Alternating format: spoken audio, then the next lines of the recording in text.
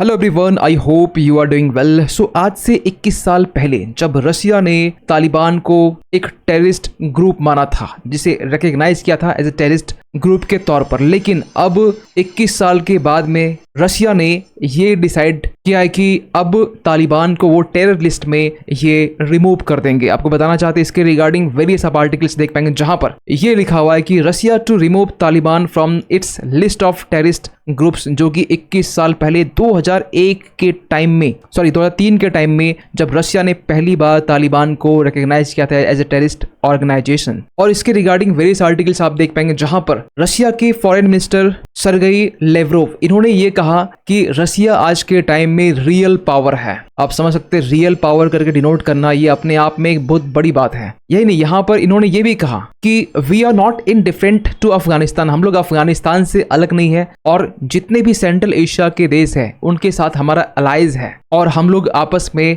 Different नहीं है। ये बातें रशिया के फॉरेन मिनिस्टर सर्गेई लेवरोव की तरफ से ये बातें की जाती है। यही नहीं, आज से 21 साल पहले जब रशिया ने तालिबान को एक आतंकवादी संगठन माना था, उस टाइम में एक्चुअली हुआ ये था कि 1999 की बात है, 1999 की बात है, जब यूएनएससी में, यूनाइटेड नेशन सिक्योरिटी काउंसिल्स में एक रेजोल्यूशन पास की जाती है 1267 के नाम पर। एक्चुअली ये रेजोल्यूशन बहुत बड़ा होता है, इसमें अलकायदा का लीडर ओसामा बिन लादेन ये भी इंक्लूड होता है, लेकिन इसी रेजोल्यूशन में यहाँ पर तालिबान को एक टेररिस्ट संगठन मानने के लिए यूएनएससी के जो परमानेंट मेंबर है ये भी यहाँ पर यस में वोट देते हैं। इवन कि नॉन परमानेंट जो मेंबर्स होते हैं 10, ये भी यहाँ पर यस में वोट देते हैं और 15 वोट टोटल मिलते हैं कि यस तालिबान एक टेररिस्ट ग्रुप है। उनमें से रसिया भी आप यहाँ पर देख सकते हैं। लेकिन इस रेजोल्यूशंस के पास होने के बाद में रसिया ने फाइनली 2003 में आकर तालिबान को टेररिस्ट ऑर्गेनाइजेशन माना। और जब ये बातें ना आग की तरफ फैलना स्टार्ट हुई ना, तो यूएस की तरफ से भी ये बातें निकल के आना स्टार्ट हुआ कि रशिया आज के टाइम में अफगानिस्तान के जो तालिबान है, जो कि टेररिस्ट ग्रुप है, ये आपस में दोनों और भी नजदीक जा रहे हैं। आप यहाँ पर देख सकते हैं वॉइस ऑफ अमेरिका का बेसिकली आर्टिकल, जब यहाँ पर ये बातें निकल के आती कि Russia moving closer to delisting Afghanistan Taliban as a terrorist group. क्योंकि जब अमेरिका 2021 के टाइम में जब अपनी ट्रूप्स को कंप्लीटली ये विथड्रॉ कर लेता अफगानिस्तान में, उसके बाद में यहाँ पर तालिबान का सत्ता आता। अगस्त 2021 की हम बात कर रहे हैं और उस टाइम से लेकर अब तक ओनली चाइना है जो अफगानिस्तान को रिकग्नाइज किया है। इसके अलावा और भी कंट्री, कजाकिस्तान भी है। लेकिन जब यहाँ पर तालिबान ने अपनी सत्ता काबिज की, उस वक्त भी रशिया ने ये कहा था कि हम तालिबान को रिकग्नाइज करने में थोड़ी भी हेजिटेट नहीं करते हैं। आप यहाँ पर देख सकते हैं Moscow in no rush to recognize Taliban government says Russia top diplomat. लेकिन एक सबसे बड़ा क्वेश्चन निकलता है कि रशिया और अफगानिस्तान के बीच में रिलेशंस मजबूत हो रहे हैं, लेकिन यहाँ पे क्वेश्चन मार्क रेज होता है कि रशिया आज के टाइम में क्यों अफगानिस्तान से इतनी क्लोजनेस, दोनों के बीच में जो बॉन्डिंग है क्यों इतनी स्ट्रांग देखी जा रही है। देखिए इसके पीछे ना रीजन बहुत सारे हैं, लेकिन आपको बताना चाहते हैं अफगानिस्तान और व्लादिमीर पुतिन या रशिया के बीच में जो क्लोजनेस है वो देखी जा रही है। इसके पीछे दो रीजन है। सबसे पहली बात तो ये है कि इकोनॉमिक टाइज, रशिया को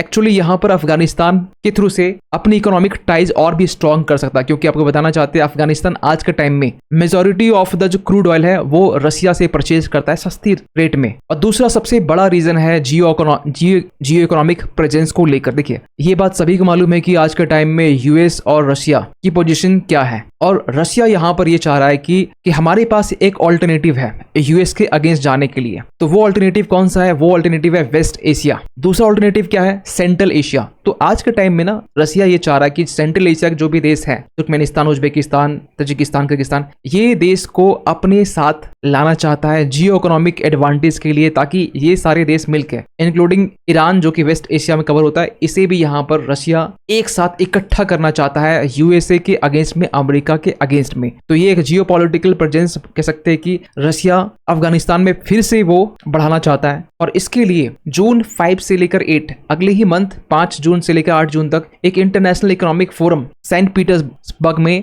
ये कंडक्ट होने वाला है, जो कि कहा यह जाता है कि ये जो इंटरनेशनल इकोनॉमिक फोरम है, जिसमें एक दौर था, एक टाइम था जब रशिया अमेरिका के साथ में ट्रेड टाइज को बेसिकली ये बूस्ट करता था, मजबूत करता था। लेकिन वही आज इंटरनेशनल इकोनॉमिक फोरम के जरिए आज इसमें रशिया तालिबान को इनवाइट कर रहा है। आप यहाँ पर देख सकते हैं, Russia invites Taliban for economic forum as relation with west go sour. और ऐसा नहीं है कि रशिया और तालिबान के बीच जो रिलेशंस हैं जब तालिबान 2021 में अफगानिस्तान में आता है उसके बाद से स्टार्ट होता है, ऐसा नहीं है। इसके पहले भी अगर आपने नोटिस किया होगा, आप जियोपॉलिटिक्स को आप फॉलो करते हैं तो आपको मालूम होना चाहिए, जब 2008 का टाइम था, जब एक यूएस के ऑफिसर जो कि अफगानिस्तान में तैनात थे, इन्होंने अपने एक स्टेटमेंट इंटरव्यू में ये कहा कि रशिया जो है वो अफगान तालिबान को आर्म्स, वेपन्स, हथियार प्रोवाइड कर रहा है। एक्चुअली इस बात को लेकर तो एक कंट्रोवर्सी भी हो गई थी और इसको लेकर रशिया ने साफ साफ डिनाई कर दिया और काफी यूएसए का मजाक उस वक्त उड़ा गया था। आप यहाँ पर देख सकते हैं, Russia Taliban laughed at US claims of Moscow arming fighters, क्योंकि उस वक्त रशिया ने यह कहा कि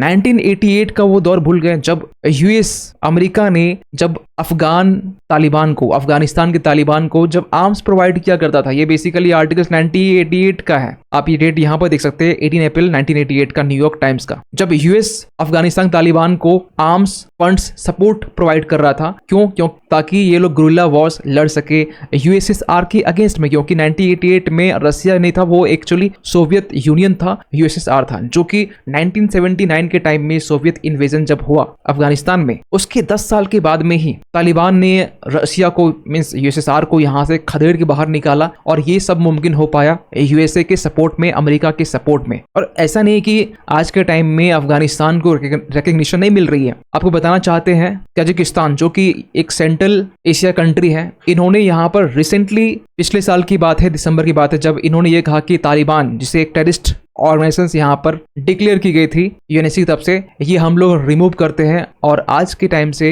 तालिबान को as a country, as a देश, एज ए नेशन हम लोग रिकॉग्नाइज करते हैं। तो एक सबसे बड़ा एक क्वेश्चन निकलता है, क्या अफगानिस्तान को ग्रेजुअली जितने भी वेस्ट एशिया कंट्री है या फिर हम ये कहें कि ऑल ओवर द वर्ल्ड, क्या अफगानिस्तान को रिकॉग्निशन मिलेगी? क्या अफगानिस्तान की जो तालिबान, एक्चुअली जब हम अफगानिस्तान कहते हैं तो अफगानिस्तान की जो सरकार है वो तालिबान की सरकार है, आपको पता होना चाहिए। और जब तक तालिबान यहाँ पर सत्ता में है, और क्योंकि तालिबान एक टेररिस्ट ग्रुप है जो कि यूएनएसए ने डिक्लेयर कर रखी है, और जब तक तालिबान का रूल है तब तक अफगानिस्तान को कोई रिकॉग्निशन दे नहीं सकता है। तो क्या हम ये कहें कि अब ये जो चीजें हैं धीरे धीरे बदल रही है और लोग रिकॉग्नाइज कर रहे हैं? देखिए, आज के टाइम में ना अफगानिस्तान में जो इश्यूज है, चाहे ह्यूमन राइट्स को लेकर हो, चाहे वुमेन के राइट्स को लेकर हो, क्योंकि रिसेंटली आपने देखा होगा, फर्स्ट अप्रैल का बेसिकली आर्टिकल्स है, जब तालिबान ने गर्ल एजुकेशन को लेकर भी यहाँ बैन लगाया था। इवन यहाँ पर अफगान के जो तालिबान है, इन्होंने यहाँ पे ये भी कहा कि अगर जो तालिबान जिसका बर्थ प्लेस कांधार है, ठीक है, इन्होंने ये भी कहा कि अगर आप लोग पिक्चर्स क्लिक करते हैं तो ये एक वायलेशन माना जाएगा, ये एक सिन माना जाएगा। मतलब पिक्चर्स इन द सेंस कि अगर यहाँ पर कि अगर आप कोई भी लिविंग थिंग्स को, आप यहाँ पर देख सकते हैं कि not to take any images of living things, ये बातें की जा रही है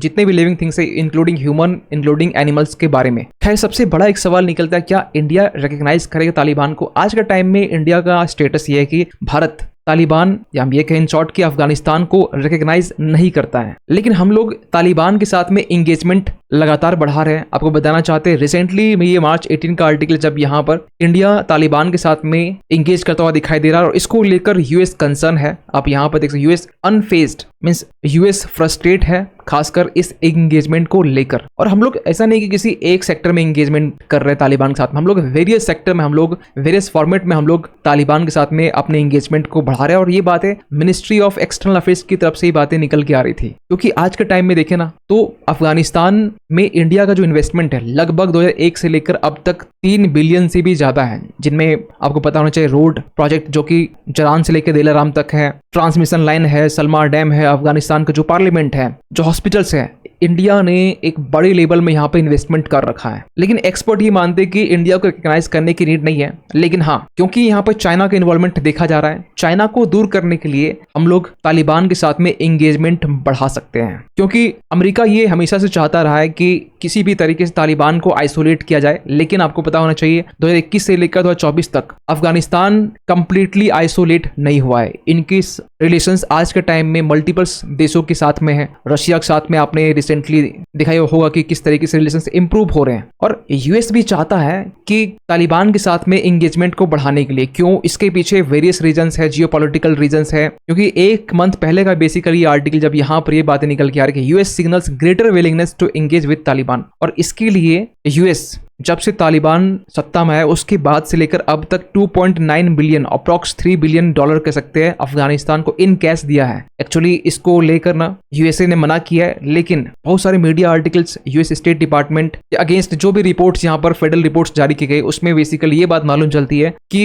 यूएस भी इच्छुक है तालिबान के साथ में अपने रिलेशंस को इंप्रूव करने के लिए। खैर आप क्या सोचते हैं इसको लेकर कि तालिबान जिस तरीके से आज के टाइम में सबसे पहली बात तो टेररिस्ट ग्रुप है के अंडर में से रखा गया है, इसके बावजूद भी यहाँ पर अगर बहुत सारे देश इनके साथ में इंगेजमेंट बढ़ा रहे हैं इंक्लूडिंग इंडिया भी है, ये कितना सही है और कितना गलत है? ओनली हम इंडिया की हम बात कर रहे हैं, तो इसको लेकर आप कमेंट कीजिएगा। और जाते जाते एक क्वेश्चन आप सभी के लिए कि हाल ही में यहाँ पर वर्ल्ड थायराइड डे एनुअली हम लोग ऑब्जर्व करते हैं, आपको बताना ये किस डे का ऑब्जर्व करते हैं? 23 मई, 24, 25, 26 मई। सही आंसर कीजिए कमेंट सेक्शन पे और इस पर भी अपनी ओपिनियन जरूर दीजिएगा। इंडिया का यहाँ पर क्या स्टांस हो सकता है कि इंगेजमेंट हमें और बढ़ानी चाहिए? रिकग्निशन को लेकर फिलहाल तो अभी हम लोग बात नहीं कर सकते, लेकिन हाँ इंगेजमेंट को लेकर हम लोग बात कर सकते हैं। तो इस पर आप क्या सोचते हैं कमेंट कीजिएगा। मिलते किसी अगली वीडियो में, तब तक के लिए थैंक यू सो मच।